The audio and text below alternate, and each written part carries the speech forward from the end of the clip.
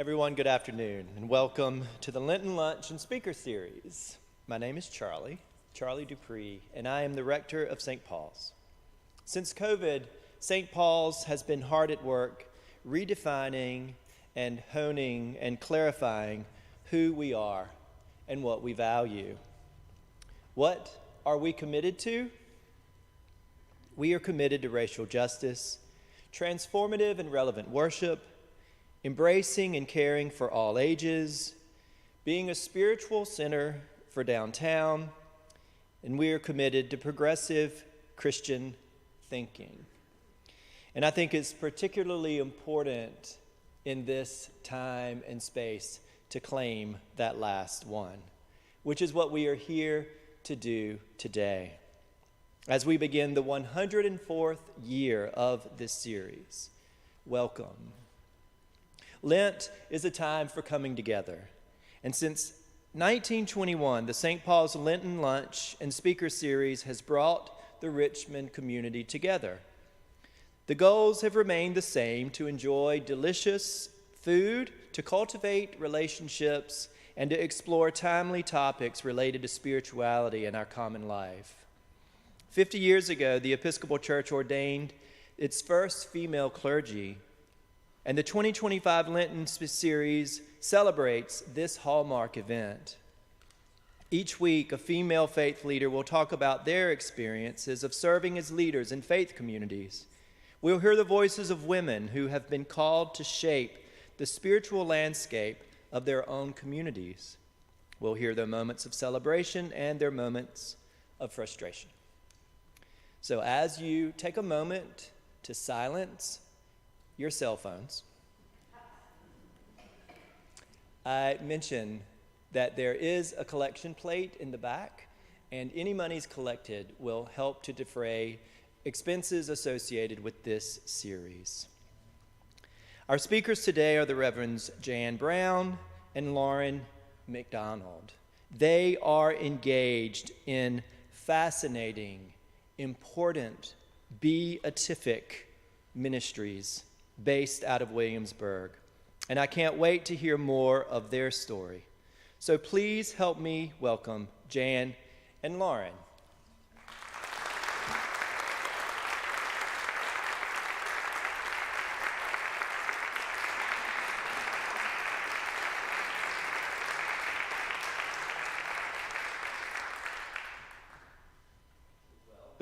Welcome you two.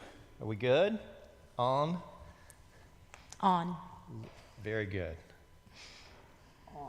1, 2. How was the trip from Williamsburg? Uneventful. Good. Good. I take it that's not always the case. That's true. All right. Lauren and Jan, I'm so glad you're here today. I'm excited to hear about you. I'm excited to hear about your stories. The first thing I'd like to talk about is just you, too. You're married. Mm-hmm. Tell us about yourselves. How did you come to know each other, and what's life like right now? Well, goodness, we came to know each other in 2008. Mm-hmm. We worked together when I first moved to Williamsburg, and we worked together on some projects in the community.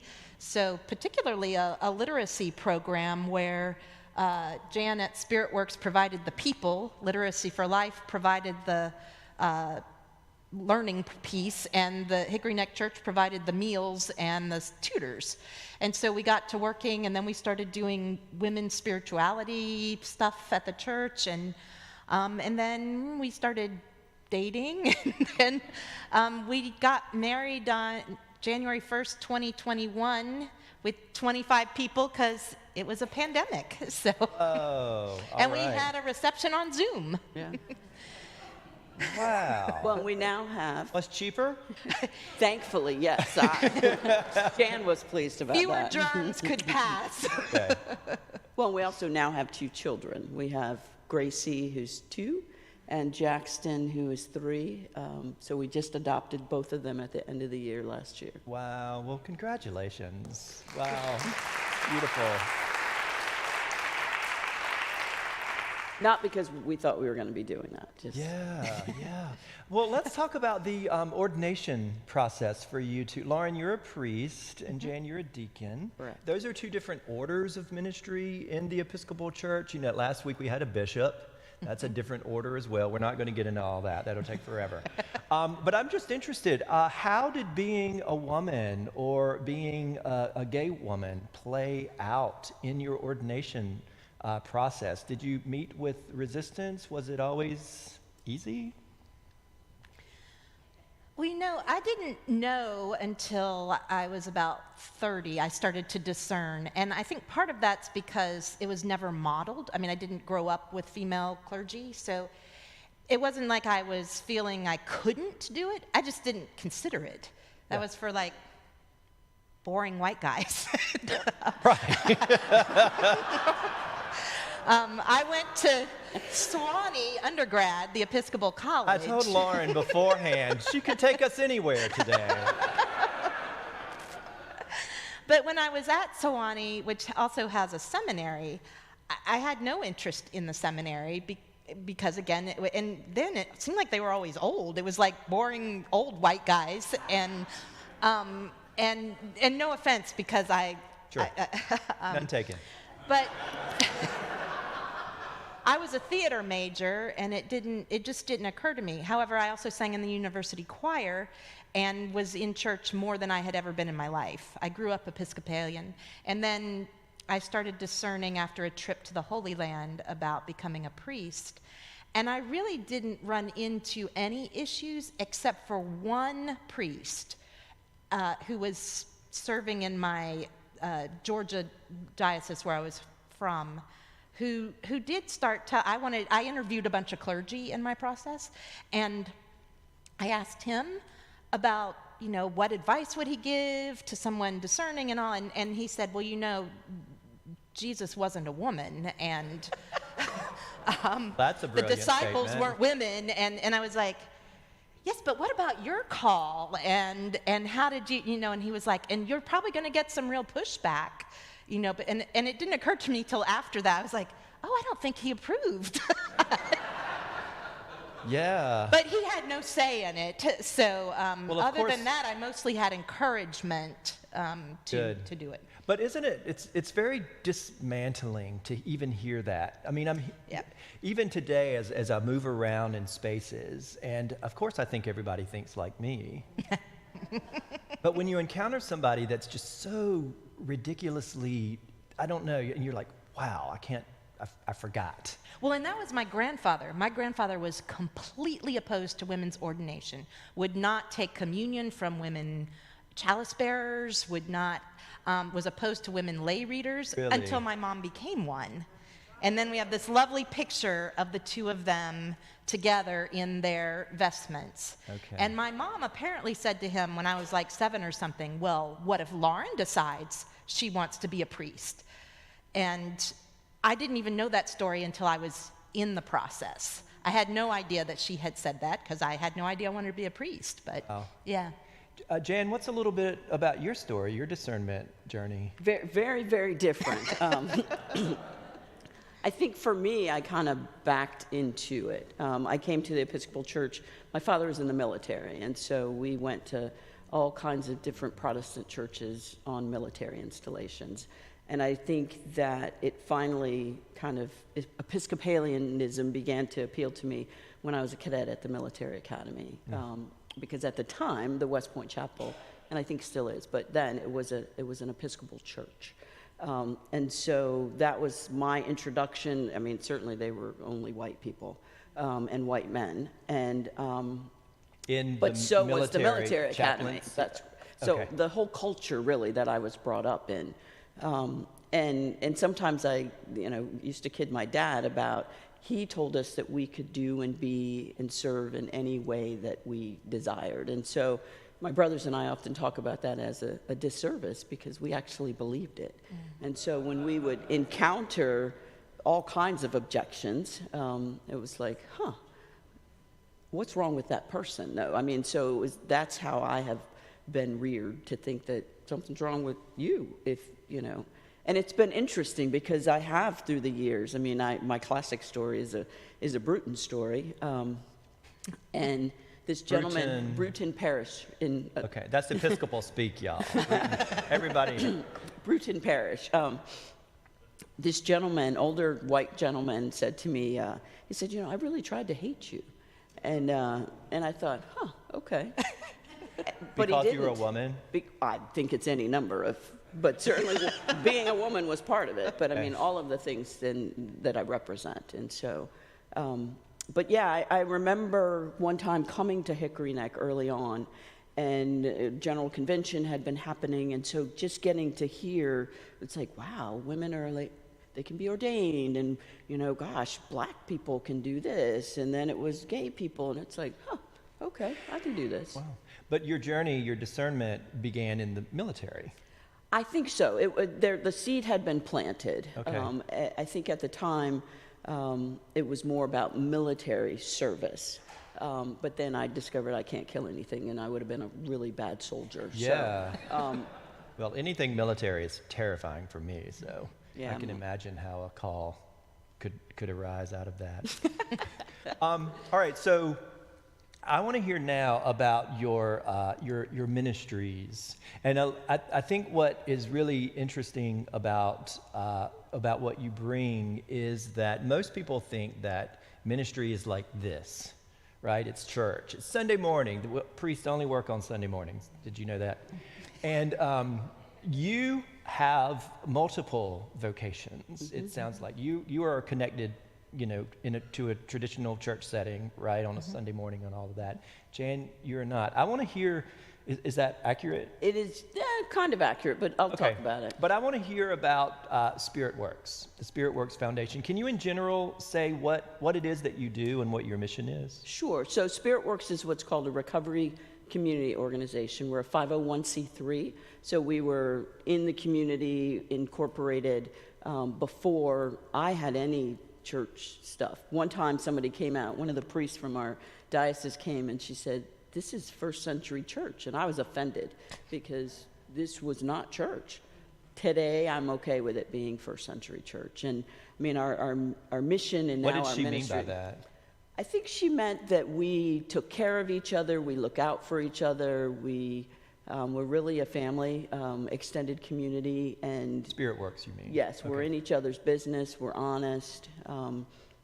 It's interesting because they're the kind of things that we hear about some of the mutual support groups. It's like, you know, why can't church be more like that? And where we really do say what needs to be said, and we're radically in love with one another, and in ways like Jesus would have been. So one of the things we were talking about earlier is the number of people who are church folks in church buildings who, because of shame, I think, will not come to see us in the, like when I had a church office or with Lauren in her church office, but they'll come to our SpiritWorks Recovery Center. Okay, so there's a center. SpiritWorks is there's its own separate building. spot. Yes. Okay. So we have a recovery center in Williamsburg. We've got one in Warrenton, and then we work with the Navajo people, Episcopal Church Navajo Land, and so we have an extended relationship with them. They have what's called a Hojo Center, which English is a very poor language, so it means all kinds of beautiful things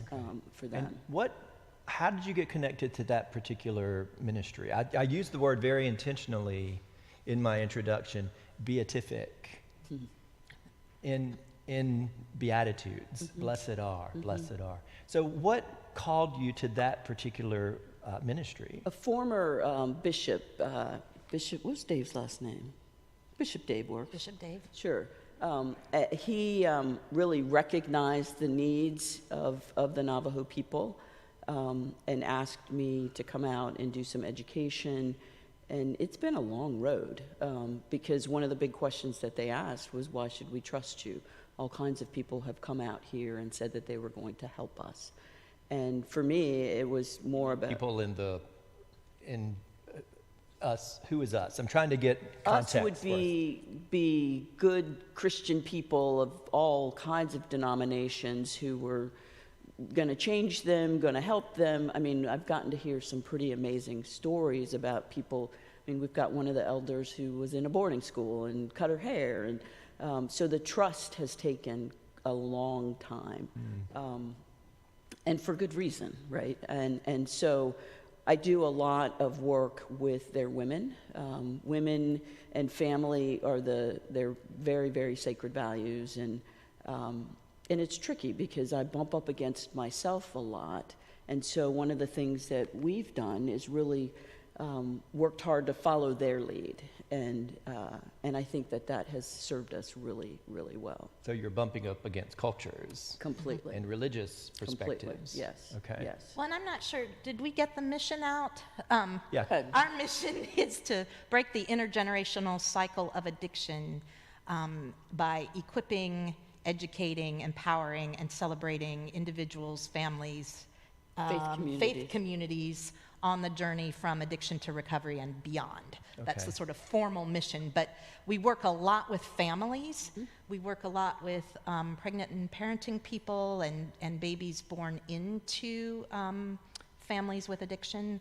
And though our SpiritWorks is the name of the organization, and we are both Episcopal clergy, but nobody who comes there has to be of any particular religious or spiritual persuasion.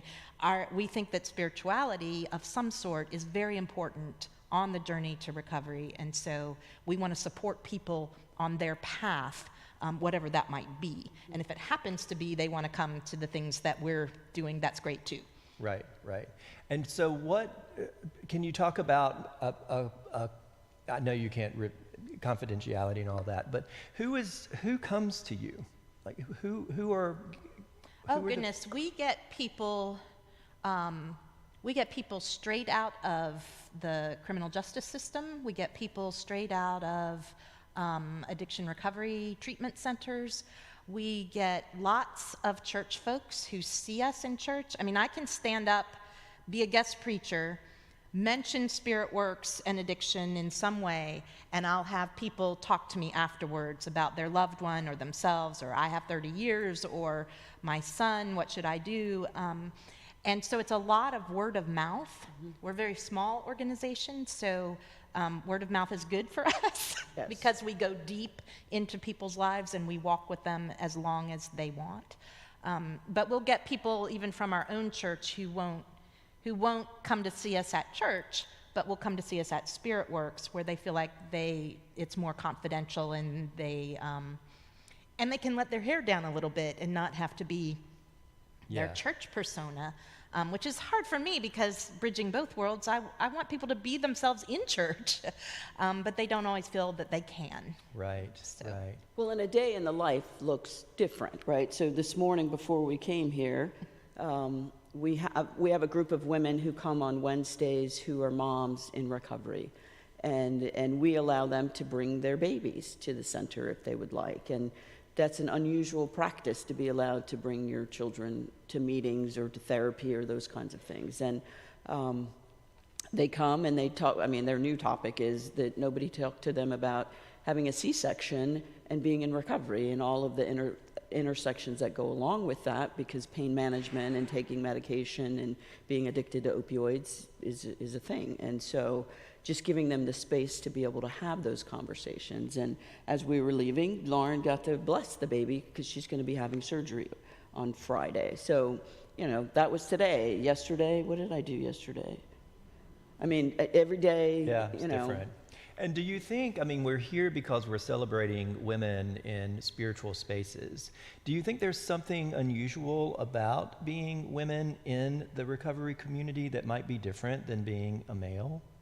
Absolutely. What is it? I think there's still the hierarchy, especially for women, it's like, if you're a man and you're addicted and in recovery, you're macho. But if you're a woman, I'm not going to say the word in church, but y'all can think about what it begins with a B, and there's something wrong with you if you're a woman who uses drugs, or you're a mom who uses drugs. So the judgment is different. Absolutely. Is different. Wow. Absolutely. I don't know that I'd ever thought of that before. Yes. And I don't know that it would have to be that males would be more judgmental.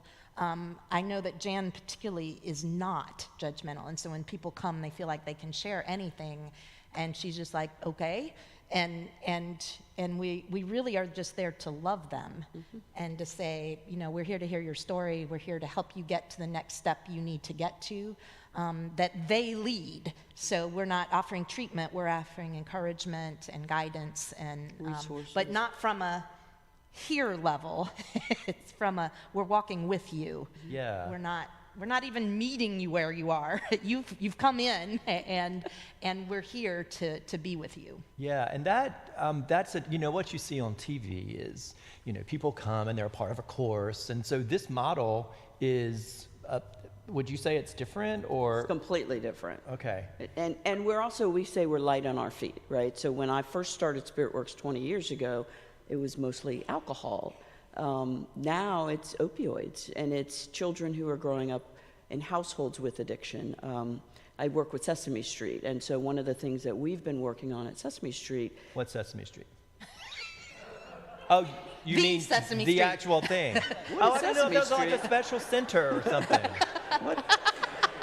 Come on. Elmo, Cookie Monster. Keep going, my fault. So I work with Sesame Street. Okay. And one of the things that we're working on is that everybody doesn't reunify with their families.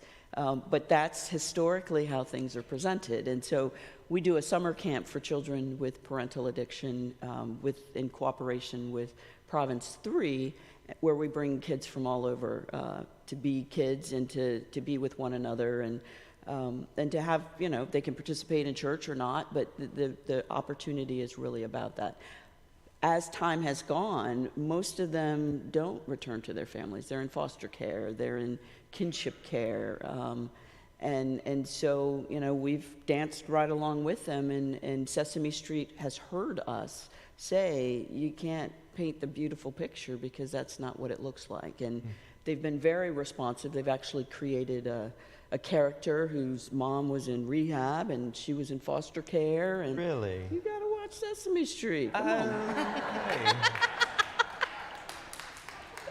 All right. Carly is Carly, the character. Yes.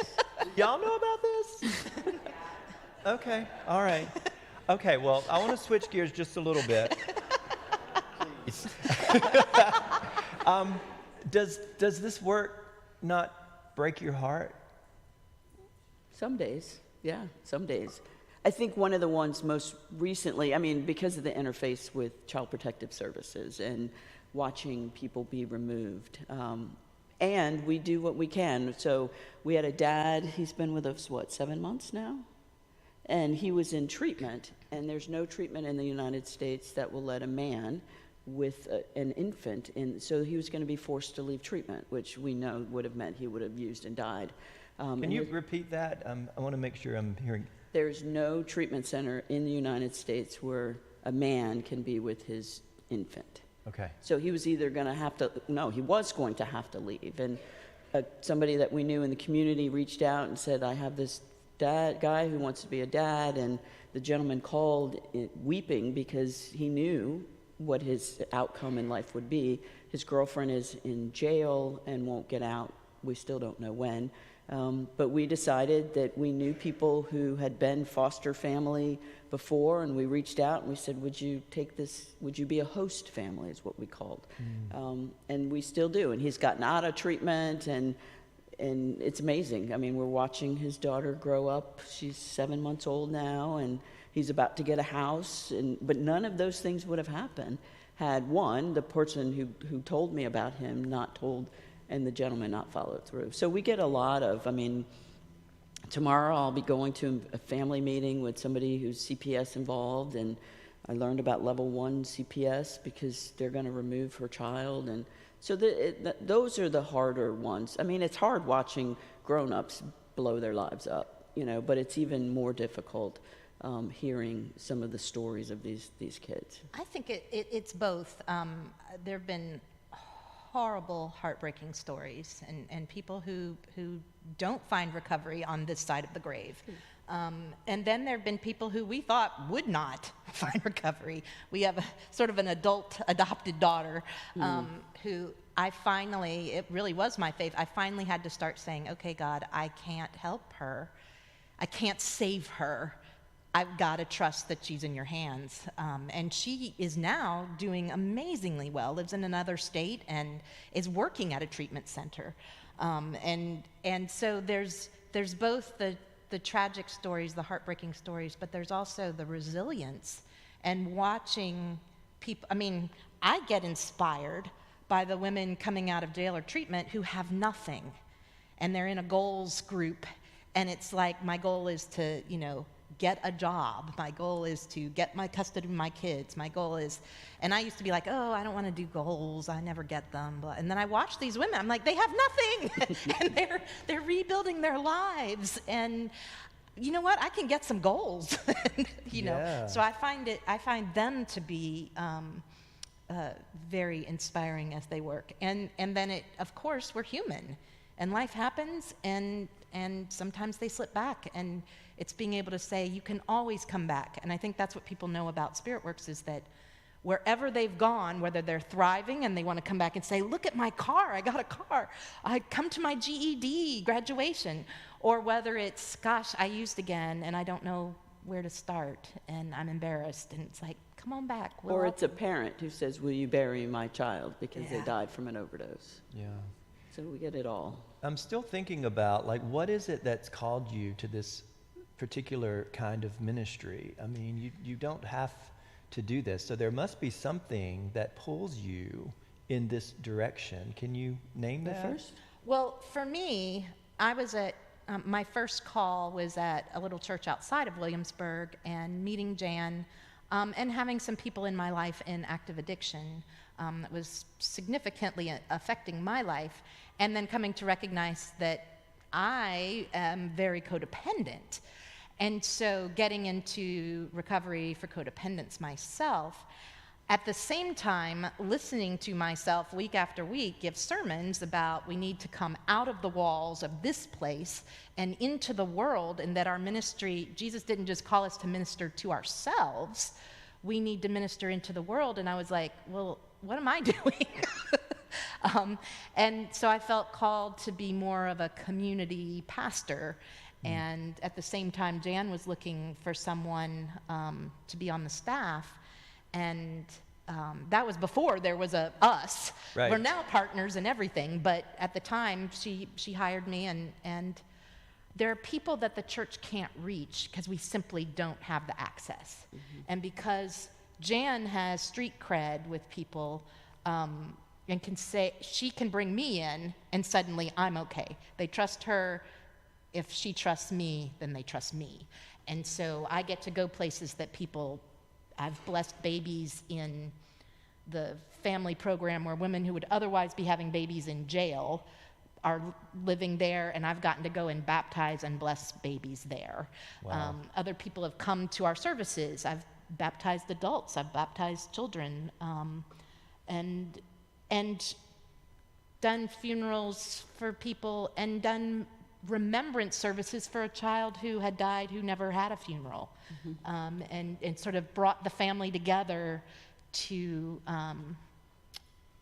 help bring some healing. It's all been about healing for me. Healing. Jan, what about you? What's the... I think for me, I've been in recovery for 38 years, and it had always been treated as a medical condition. And so for me, the conviction is that if others could have the type of care that I did, that everybody would be well, or at least have a chance at getting well and staying well. And so it wasn't what I wanted to do, and I think that's becoming a theme. I thought I was going to do other stuff with my life, and people kind of shepherded me in this direction. And my personal mission statement is I want to make a positive difference in the life of a child. And so I still really struggle with, do I have to work with the grown-ups? And I do, because, now looking at dyads and family systems really has made a difference. Wow. I'm thinking about Catherine Meek. She was here back in October.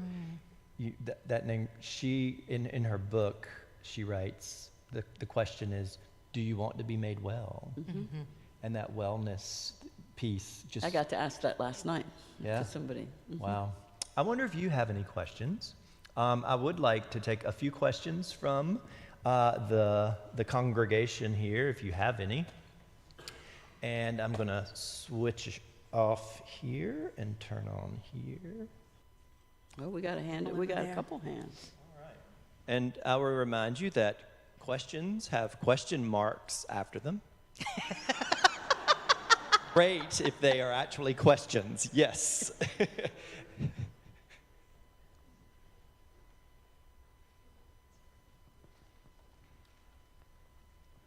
Hello, I was interested in the Navajo division. Where is that physically located?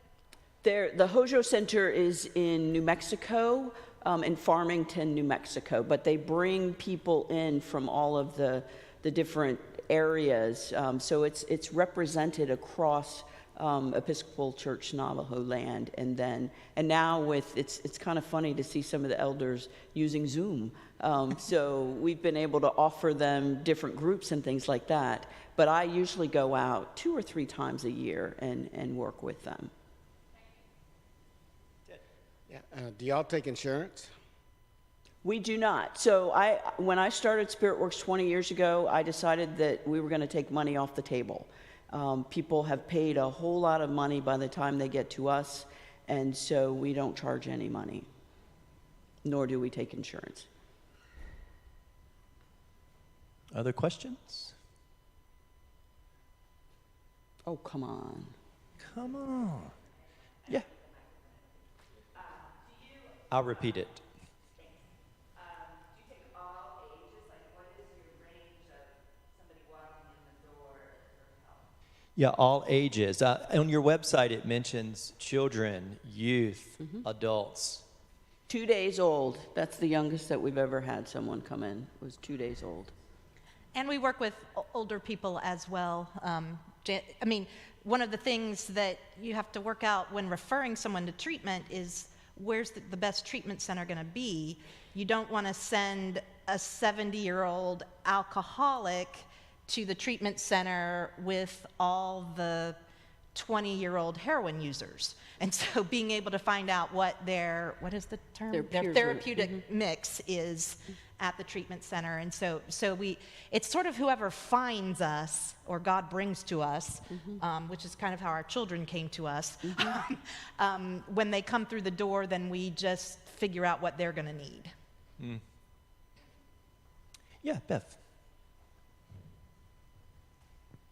How are you funded? Well, when I started SpiritWorks, I decided that I wanted to be like Robin Hood, and except for I didn't want to steal, right? So I wanted to leverage what people had and bring it to those who don't have, and we continue to do that. We have contracts with some of the community-based organizations like our CSB. We have a contract with them. I do a lot of work beyond Sesame Street, nationally and internationally, and so I give the money to SpiritWorks for some of what we do. We fundraise, but we're not very good at it. We take donations, we write grants. A lot of times churches will take up collections, or we've written grants to different churches. So all kinds of ways. We're starting a social enterprise with one of the organizations in town, so that we're going to call ourselves much like how the Habitat for Humanity and the Restore work together. And this is a consignment store that brings in clothes for kids from birth to 18. And so we'll be able to leverage some of those things and give to the people who are in need. So I'm looking forward to being able to do that. Right now it's really hard out there, especially for babies and moms, and for Black and brown moms who are, a lot of them weren't getting prenatal or other health care before, and now they're getting it even less because they're scared. And so, for so many of us, it's hard to imagine this world, the world in which you find yourselves being helpful and offering wellness. What would you like for this group of people to know as we think about how we can be helpful, how we can pray for people, how we can learn, how we can grow, how we can stretch with regard to this particular population. What would you like for us to know? What myths would you like to Well, okay, I like your debunk? question. So the myth that I'd like to debunk is that there's a tremendous amount of impairment in the Episcopal Church. Because that's my other huge ministry, is that I get brought in on issues related to impairment. So I do a lot of work with dioceses and parishes and congregations around clergy impairment. And so it's not, I guess, so the kind of the take home, it's not us and them. It's really about we. And when what's an example of clergy impairment? One of the big ones was many years ago, the former Bishop of Maryland got in a bicycle. She crashed into a bicyclist. So I was brought in. I served on the Commission on Impairment and Leadership for that one. And then I've been to Diocese of Southern Ohio. We went out and they had an impaired bishop. These aren't secrets. So These are clergy that are suffering with addiction. Absolutely, yeah. And usually it's then going out and tending, to the congregation, or this one was to the diocese, because there's a lot of trust and those kinds of things. Education is critical. I was going to say, in terms of what people here could do, learn about your own relationship with addiction or with use of substances, because frequently how we're going to treat other people comes from whatever our background has been. If we are children of alcoholics, we're going to have a certain lens. If we grew up where it was banned, or there's just, or if it's overly permissive, we're going to have a certain, and to know what our own relationship is and where are our own, all of us have some forms of addictive behaviors. It might not be quite the stage 4 version of addiction, but we all have things that, whether it's technology, whether it's food, whether it's work, exercise, there can be things that might not be as devastating as an opioid or alcohol, but and looking at our own relationships with alcohol, especially the Episcopal Church. And then being able to listen to people and listen for how people are doing. And it's often people in the church, you're going to meet the loved ones more than the people. We often get the in through the loved ones. Church people's loved ones might not be in church, but they care so much and they want to be able to help. And being able to support families is equally as important, because it's it's a family disease, and the families often get much less support. The loved one might get to go to treatment, the family's sitting there trying to keep the pieces going and everything up, and so being able, I think the church is in a unique position to be able to support the families within, if we can just open up the opportunities for people to share what's going on.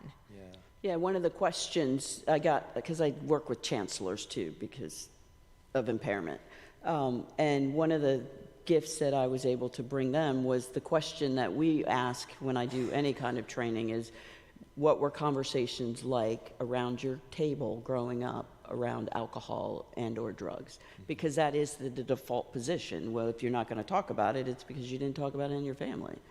And so that gets at, the best way to ask an ordinand or anyone. Yeah. Well, we need to wrap it up. Lauren and Jan will be at lunch, so you'll be able to grab them and chat with them and talk to them. But I just want to thank you. When I hear your message and about your ministry, I think of the word incarnational. And I particularly like that, yes, this square box here is not where we meet people often. And we've got to get out there, and we've got to know people. We've got to know people, and it sounds like that's really what you're all about, is knowing them. So thank you for being here. Would one of you offer a blessing to those here gathered? Short one. A short blessing. And please stand as you're able. I was joking that when I have to do it extemporaneously, you just never know what's going to come out of my mouth. So, may the blessing of God, who loves each and every one of us as God's own children, be upon you and carry you through this day and into the future, that you might know that love and that you might share that love with everyone you meet, welcoming each one in as God welcomes us each and every day. Amen. Amen. Enjoy your lunch, and we'll see you next week.